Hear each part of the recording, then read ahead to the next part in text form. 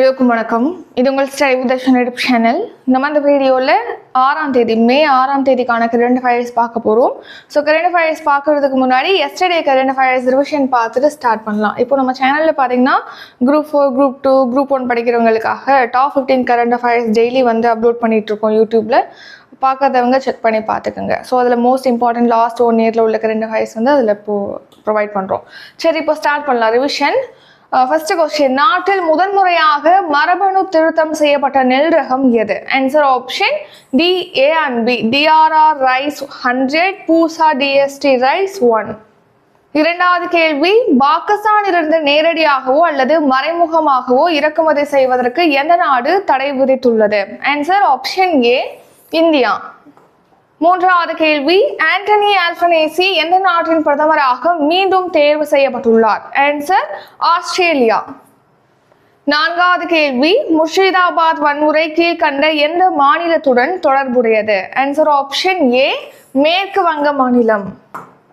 ஐந்தாவது கேள்வி, புகழ்பெற்ற சமஸ்கிருத அறிஞர்களை கல்வியாளர்களாக நியமிக்க கீழ்கண்ட எந்த திட்டத்தின் கீழ் ஏற்பாடு செய்யப்பட்டுள்ளது? ஆன்சர் ஆப்ஷன் சி, சகஸ்ர சூடாமணி திட்டம். ஆறாவது கேள்வி, 7வது கேலோ இந்தியா யூத் விளையாட்டு போட்டிகள் எங்கு தொடங்கப்பட்டுள்ளது? ஆன்சர் பீகார். 7வது கேள்வி, மாட்ரிட் ஓபன் டென்னிஸ் போட்டியில் சாம்பியன் பட்டம் வென்றவர் யார்? Answer Aryna Sabalenka. 8வது கேள்வி, தேசிய மத்தியஸ்த மாநாடு எங்கு நடைபெற்றது? Answer option B, Delhi. 9வது கேள்வி, எந்த நாட்டின் ஆயுதப்படைகளுக்கு இந்தியா $20 கோடி கடனுதவி வழங்குவதாக அறிவித்துள்ளது? Answer option D, Angola. 10வது கேள்வி, இந்தியாவின் முதல் புல்லட் ரயில் எதனிடையே இயக்கப்படும்? Answer option D, Mumbai to Ahmedabad. So இப்போ இன்றைக்கான கரண்ட் அஃபேர்ஸ் பார்க்கலாம். So first question, operation hawk என்பது என்ற நடவடிக்கையை எந்த அமைப்பு மேற்கொண்டது? Answer CBI. ஸோ அதாவது central bureau of investigation CBI தான் இந்த ஆப்ரேஷன் ஹாக் அப்படிங்கிற நடவடிக்கையை மேற்கொண்டிருக்கு. எதுக்காக இந்த ஆப்ரேஷன் ஹாக் அப்படிங்கிற நடவடிக்கையை மேற்கொண்டிருக்கு அப்படின்னா, இப்போ நிறைய சைபர் கிரைம் வந்து நடக்குது. அதாவது இணைய வழியில் பல்வேறு கிரைம் வந்து குற்றங்களானது நடக்குது. அதில் முக்கியமாக பார்த்தீங்கன்னா இந்த சிறுமிகள் இருக்காங்க இல்லையா, அவங்கள வந்து பாலியல் ரீதியில் வந்து துன்புறுத்துறது. ஸோ அது வந்து பார்த்தீங்கன்னா ஆன்லைன் மூலமாக நடைபெறக்கூடிய சிறுவர்களுக்கு நடக்கக்கூடிய பாலியல் துஷ்பிரயோகத்திலேருந்து அவங்கள பாதுகாக்கிறதுக்காக தான் ஆப்ரேஷன் ஹாக் அப்படிங்கிற ஒரு நடவடிக்கையை சிபிஐ மேற்கொண்டிருக்காங்க. இந்த ஆபரேஷன் ஹாக் நடவடிக்கை மூலமா சிறுவர்கள் பார்த்தீங்கன்னா பாலியல் துஷ்பிரயோகத்திற்கு பயன்படுத்தப்படுவது தொடர்பான சைபர் கிரைம் நெட்வொர்க் ஆனது இப்போ அகற்றப்பட்டிருக்கு சிபிஐனால இந்த ஆபரேஷன் ஹாக் அப்படிங்கிறது மூலமா அப்படின்னு சொல்லி தெரிவிச்சிருக்காங்க. ஸோ சிபிஐ பார்த்தீங்கன்னா சர்வதேச நிறுவனங்களோடு இணைந்து தான் இந்த நடவடிக்கையை மேற்கொண்டிருக்கு. ஸோ சிபிஐ அப்படின்னா மத்திய புலனாய்வு பிரிவு, அதாவது central bureau of Investigation. So இதை மாதிரி நிறைய ஆப்ரேஷன் பார்த்துருப்போம். ரீசெண்டாக பார்த்தீங்கன்னா இந்தியா வந்து ஆப்ரேஷன் பிரம்மா ஸ்டார்ட் பண்ணியிருப்பாங்க. அதாவது மியான்மர் வந்து நிலநடுக்கத்தினால பாதிக்கப்பட்டிருக்கும். ஸோ அங்கேருந்து நிவாரண உதவிகளை வழங்குறதுக்காக ஆப்ரேஷன் பிரம்மா ஸ்டார்ட் பண்ணியிருப்பாங்க. ஆப்ரேஷன் இந்திராவதி, ஸோ ஹைட்டியில் உள்ள இந்தியர்களை மீட்பதற்காக ஆப்ரேஷன் இந்திராவதி ஸ்டார்ட் பண்ணியிருப்பாங்க. இந்த மாதிரி பல்வேறு நடவடிக்கைகளை இந்தியா மேற்கொண்டிருக்கு. இது வந்து சிபிஐ மேற்கொண்டிருக்கு ஆப்ரேஷன் ஹாக் அப்படிங்கிறது. அடுத்த செகண்ட் கொஸ்டின், பக்ரா வியாஸ் மேலாண்மை வாரியம் கீழ்கண்ட எந்த 2 மாநிலங்களுக்கு இடையே நதிநீரை பகிர்ந்தளிப்பதற்காக அமைக்கப்பட்டது? ஆன்சர் ஆப்ஷன் சி, ஹரியானா மற்றும் பஞ்சாப். ஸோ ஹரியானா மாநிலத்துக்கும் பஞ்சாப் மாநிலத்துக்கும் இடையே பார்த்தீங்கன்னா நதிநீரை பகிர்ந்து கொள்ளணும் அப்படிங்கிறதுக்காக தான் பக்ரா வியாஸ் மேலாண்மை வாரியம் அப்படிங்கிறது அமைக்கப்பட்டது. இப்போ எதுக்காக இந்த பக்ரா வியாஸ் மேலாண்மை வாரியம் பற்றி பார்க்குறோம்னா, பஞ்சாப் மாநிலத்தில் பார்த்தீங்கன்னா இப்போ ஹரியானா மாநிலத்துக்கு ஒரு சொட்டு நீரை கூட நாங்கள் தர மாட்டோம் அப்படிங்கிற மாதிரி ஒரு தீர்மானத்தை இப்போ நிறைவேற்றிருக்காங்க பஞ்சாப்ல. ஸோ பஞ்சாப் மாநிலத்தில் முதலமைச்சராக பகவந்த் மான் சிங் இருக்காங்க. அங்கே வந்து ஆம் ஆத்மியோட ஆட்சி நடைபெறுது. ஹரியானாவில் பார்த்தீங்கன்னா பிஜேபி ஆட்சியானது நடைபெறுது. இப்போ ஹரியானா மாநிலத்துக்கு ஒரு சொட்டு நீரை கூட தரமாட்டோம் அப்படின்னு சொல்லிட்டு பஞ்சாப் மாநிலத்தில் இப்போ ஒரு தீர்மானமானது நிறைவேற்றப்பட்டிருக்கு. அவங்க என்ன சொல்றாங்க அப்படின்னா, இந்த பக்ரா வியாஸ் மேலாண்மை வாரியம் அப்படிங்கிறது வந்து 2 மாநிலங்களுக்கிடையே நீரை பகிர்ந்தளிப்பதற்காக தொடங்கப்பட்டது. ஆனா இது ஒரு சரியானதா இல்லை அப்படின்னு சொல்றாங்க. அது மட்டும் இல்லாம அணை பாதுகாப்பு சட்டம் 2021 அப்படிங்கிறது ஒரு கண் துடைப்புக்காக தான் இருக்கு அப்படிங்கிற மாதிரியும் பஞ்சாப் அரசு வந்து குற்றம் சாட்டி இந்த ஒரு மசோதாவை நிறைவேற்றிருக்காங்க. இப்போ இந்த அணை பாதுகாப்பு சட்டம் 2021 அப்படிங்கிறது பார்த்தீங்கன்னா அணைகள்ல வந்து பராமரிக்கிறது, அதை கண்காணிக்கிறது, அணை சேதங்கள் ஏற்படும் போது பேரிடர்கள் ஏற்படும் இல்லையா, ஸோ அதை தடுக்கிறதுக்கான நடவடிக்கைகளுக்காக தான் அணை பாதுகாப்பு சட்டம் 2021 அப்படிங்கிறது கொண்டு வரப்பட்டது. ஸோ இப்போ பஞ்சாப்ல பார்த்தீங்கன்னா ஹரியானாவுக்கு தண்ணீர் கிடையாதுன்னு சொல்லிட்டு பேரவையில் ஒருமனதாக தீர்மானமானது நிறைவேற்றப்பட்டிருக்கு. நெக்ஸ்ட், மூன்றாவது கேள்வி, இந்த ஆண்டு தமிழ் எழுத்தாளர்கள் எத்தனை பேரின் நூல்கள் நாட்டுடைமை ஆக்கப்பட்டுள்ளது? ஆன்சர் 5 பேருடைய நூல்கள். ஒவ்வொரு வருஷமும் பார்த்தீங்கன்னா தமிழ் அறிஞர்களுடைய நூல்களானது நாட்டுடைமை ஆக்கப்பட்டு வருது. அதன்படி இந்த வருஷம் பார்த்தீங்கன்னா ஒரு 5 தமிழ் அறிஞர்களுடைய நூல்களை இப்போ நாட்டுடைமையாக்கி அதுக்கான நூல் உரிமை தொகையை முதலமைச்சர் ஸ்டாலின் அவர்கள் வழங்கியிருக்காங்க. ஸோ ஒரு 5 அறிஞர்கள், அதாவது தமிழ் எழுத்தாளர்களுடைய நூல்கள் வந்து நாட்டுடைமை ஆக்கியிருக்காங்க இல்லையா, அந்த 5 பேர் யார் யார் அப்படின்னு பார்த்தோம்னா கவிக்கோ அப்துல் ரஹ்மான், அடுத்து எழுத்தாளர்கள் எம் மெர்வின், அடுத்து பழனி, கோமா கோதண்டம், புலவர் இளமா தமிழ்நாவன், இவங்க 5 பேருடைய நூல்கள் தான் இப்போ வந்து நாட்டுடைமையாக்கப்பட்டிருக்கு. இவங்களுக்கான நூல் உரிமை தொகையாக 10 லட்சம் ரூபாய் வழங்கப்பட்டிருக்கு. தலா ஒவ்வொருத்தவங்களுக்கும் பார்த்தீங்கன்னா தலா 10 லட்சத்துக்கான காசோலையானது வழங்கப்பட்டிருக்கு. இப்போ ரீசெண்டாக தான் பார்த்துருப்போம், அதாவது பாவேந்தர் பாரதிதாசன் அவர்களுடைய பிறந்த நாளை ஒட்டி தமிழ் வார விழாவானது கொண்டாடப்படும் சொல்லிட்டு அறிவிச்சிருப்பாங்க. ஸோ அவருடைய பிறந்த நாள் வந்து ஏப்ரல் 29. ஏப்ரல் 29லேருந்து மே 5ஆம் தேதி வரைக்கும் ஒரு வாரத்துக்கு தமிழ் வார விழா கொண்டாடப்படும் சொல்லியிருப்பாங்க. அந்த தமிழ் வார விழா கொண்டாடுறதுல தான் இந்த 5 பேருடைய நூல்களை நாட்டுடைமையாக்கி அதுக்கான நூல் உரிமை தொகையை முதலமைச்சர் ஸ்டாலின் அவர்கள் வழங்கியிருக்காங்க. நெக்ஸ்ட், 4வது கேள்வி, ஃபதா ஏவுகணையை எந்த நாடு வெற்றிகரமாக சோதனை மேற்கொண்டுள்ளது? ஆன்சர் பாகிஸ்தான். ஸோ இப்போ பார்த்தீங்கன்னா பஹல்காம்ல அட்டாக்கை தொடர்ந்து இந்தியாவுக்கும் பாகிஸ்தானுக்கும் இடையே பார்த்தீங்கன்னா ஒரு போர் பதற்ற சூழ்நிலையானது இருந்துட்டு வருது. இந்த நிலையில பாகிஸ்தான் பார்த்தீங்கன்னா இப்போ ஃபதா அப்படிங்கிற ஒரு ஏவுகணையை வந்து வெற்றிகரமாக டெஸ்ட் பண்ணியிருப்பதா தெரிவிச்சிருக்காங்க. ஸோ கவனிங்க, இப்போ ஃபதா ஏவுகணை ரீசனாக வந்து பாகிஸ்தான்ல வெற்றிகரமாக சோதனை செய்து பார்க்கப்பட்டிருக்கு. இந்த ஃபதா ஏவுகணை பார்த்தீங்கன்னா ஒரு 120 கிலோமீட்டர் தொலைவில் இருக்கக்கூடிய இலக்குகளை தாக்கி அளிக்கக்கூடிய திறனுடையது அப்படின்னு சொல்லி தெரிவிச்சிருக்காங்க. அது மட்டும் இல்லாமல் சிந்து ராணுவ பயிற்சி, பாகிஸ்தான் பார்த்தீங்கன்னா சிந்து ராணுவ பயிற்சியில் வந்து அதோட ஒரு பகுதியாக 450 கிலோமீட்டர் தொலைவு வரைக்கும் சென்று தாக்கக்கூடிய அப்தாலி அப்படிங்கிற ஏவுகணையும் சமீபத்தில் டெஸ்ட் பண்ணியிருப்பாங்க. அதையும் நம்ம பார்த்துருப்போம். இப்போ அதை அடுத்து ஃபதா அப்படிங்கிற ஏவுகணையை டெஸ்ட் பண்ணியிருக்காங்க. ஸோ இந்த ஏவுகணைகள் நேம் வந்து ஞாபகம் வச்சுக்கோங்க, உங்களுக்கு பொறுத்துக்கு அந்த மாதிரி கேட்கறதுக்கு வாய்ப்பு இருக்கு. அடுத்த 5வது கேள்வி, சர்வதேச நிதியத்தின் இயக்குநர்கள் வாரியத்தில் இந்தியாவின் பிரதிநிதியாக நியமிக்கப்பட்டுள்ளவர் யார்? ஆன்சர் ஆப்ஷன் ஏ, பரமேஸ்வரன் ஐயர். ஸோ இப்போ சர்வதேச நாணய நிதியம், இன்டர்நேஷனல் மானிட்டரி ஃபண்ட், அதை தான் ஷார்ட்டா IMFன்னு சொல்லுவோம். இந்த IMFல பார்த்தீங்கன்னா இயக்குநர்கள் வாரியத்தில் இந்தியாவுடைய பிரதிநிதியாக இப்போ பரமேஸ்வரன் ஐயர் வந்து நியமிக்கப்பட்டிருக்காங்க. ஸோ இந்த பரமேஸ்வரன் ஐயர் என்பவர் வந்து உலக வங்கியுடைய செயல் இயக்குனர். இப்போ பார்த்தீங்கன்னா சர்வதேச நாணய நிதியத்தில் இயக்குநர்கள் வாரியத்தில் இந்தியாவுடைய பிரதிநிதியாக தற்காலிகமாக நியமிக்கப்பட்டிருக்காரு. ஸோ ரீசெண்டாக தான் நம்ம ஷார்ட் நியூஸில் கரண்ட் அஃபேர்ஸில் பார்த்துருப்போம். அதாவது என்னென்னா மத்திய அரசுடைய முன்னாள் தலைமை பொருளாதார ஆலோசகராக இருந்த KV சுப்பிரமணியன் அவர்கள் வந்து இந்த IMFல பார்த்தீங்கன்னா அதாவது இயக்குநர்கள் குழுவில் வந்து இருந்திருப்பாங்க செயல் தலைவராக. அவர் அந்த பதவியிலேருந்து விலகுவதற்கு, அதாவது பதவி காலம் முடிவதற்கு 6 மாதங்கள் இருந்தது. ஆனால் அதுக்கு முன்னாடியே பார்த்தீங்கன்னா இவர் அந்த பதவியிலேருந்து நீக்கிட்டாங்க. ஸோ அதை அடுத்து இப்போ சர்வதேச நாணய நிதியத்துடைய இயக்குநர்கள் வாரியத்தில் இந்தியாவுடைய பிரதிநிதியாக பரமேஸ்வரன் ஐயரை வந்து அப்பாயிண்ட் பண்ணியிருக்காங்க தற்காலிகமாக. ஸோ இந்த KV சுப்பிரமணியன் வந்து IMFல இந்தியா, இலங்கை, பூடான், வங்கதேசம் இந்த நாடுகள் அடங்கிய குழு சார்பில் செயல் இயக்குநராக இருந்தார். இப்போ அவர் அந்த பதவியிலேருந்து நீக்கப்பட்டார். அடுத்த 6வது கேள்வி, மாட்ரிட் ஓபன் டென்னிஸ் போட்டியில் சாம்பியன் பட்டம் வென்றவர் யார்? Answer Casper root.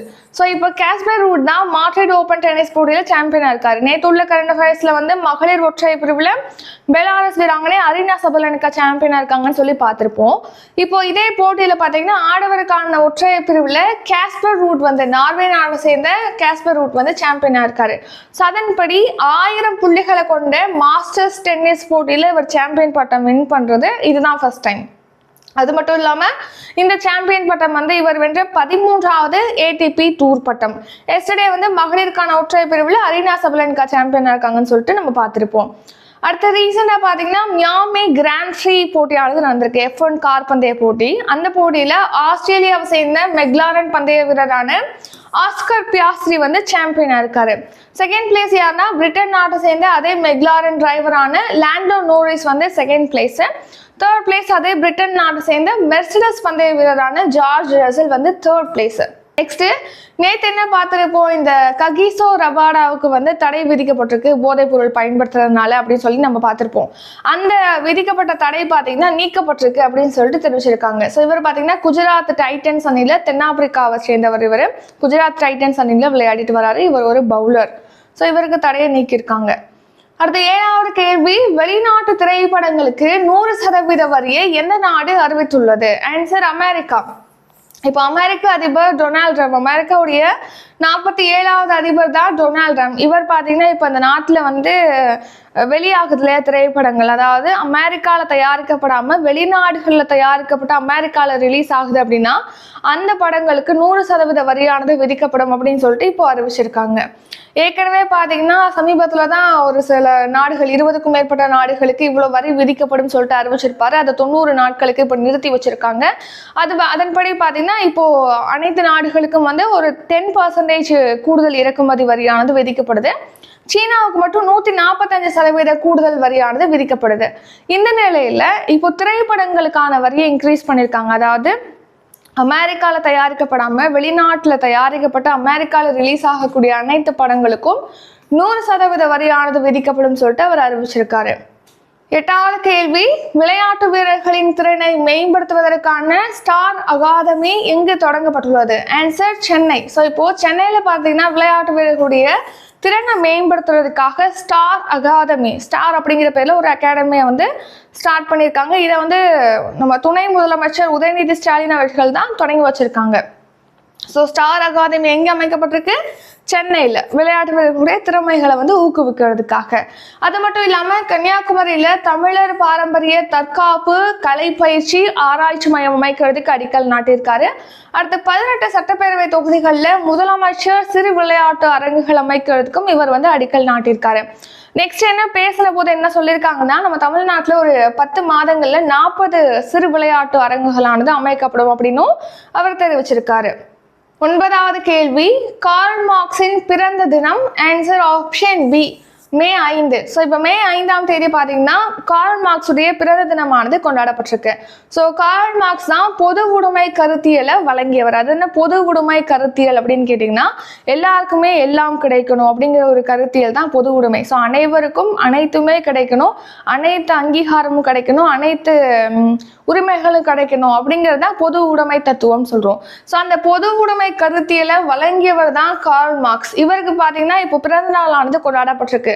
இவர் எப்போ பிறந்தார்னா 1818 மே 5ஆம் தேதி பிறந்திருக்காரு. 1883 மார்ச் 14ஆம் தேதி காலமாக இருக்காரு.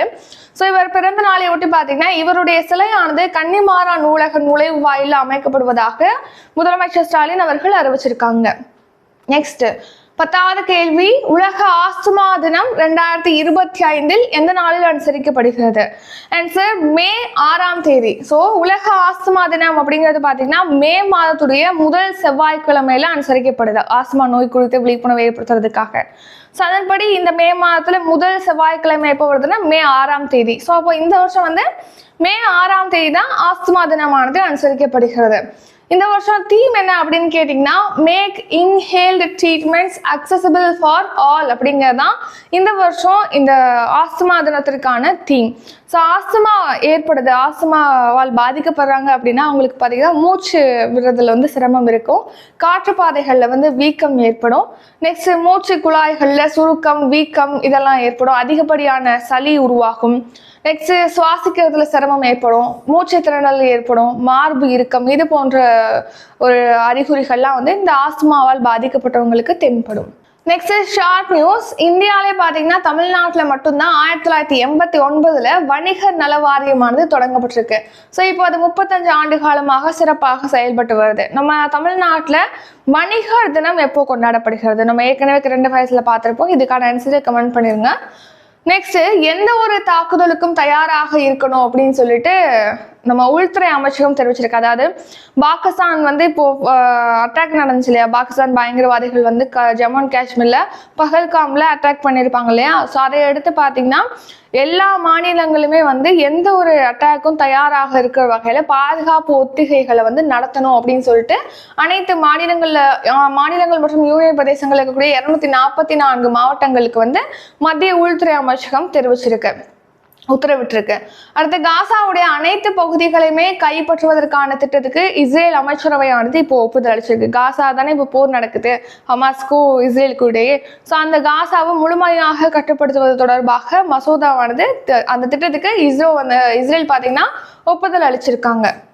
நெக்ஸ்ட் ரிவிஷன் பார்க்கலாம். ரிவிஷன் பார்க்கறதுக்கு முன்னாடி இப்போ 8ஆம் தேதி பார்த்தீங்கன்னா குரூப் 1க்காக ப்ரிலிம்ஸ்க்காக பாலிட்டி டெஸ்ட் பேட்ச் ஸ்டார்ட் ஆகுது, எக்கனாமி பேட்ச் ஸ்டார்ட் ஆகுது, அடுத்து ஹிஸ்ட்ரி பேட்ச் ஸ்டார்ட் ஆகுது.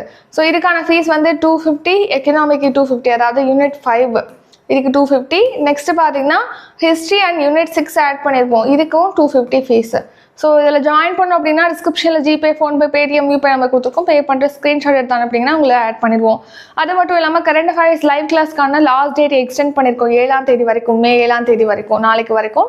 ஸோ ஜாயின் பண்ண நினைக்கிறவங்க ஜாயின் பண்ணிக்கலாம். கரண்ட் அஃபேர்ஸ் லைவ் கிளாஸ் பற்றி டீட்டெயிலும் டிஸ்கிரிப்ஷனில் இருக்குது. கரண்ட் அஃபேர்ஸ் டெஸ்ட் பேட்ச் இருக்குது, மந்த்லி கரண்ட் அஃபேர்ஸ் ப்ரொவைட் பண்ணுறோம். அடுத்து மேக்ஸ் டெஸ்ட் பேட்ச் ஸ்டார்ட் பண்ணுறோம், GK test batch, upcoming batch பற்றி டீட்டெயிலாம் டிஸ்கிரிப்ஷனில் இருக்குது, செக் பண்ணி பார்த்துக்கோங்க.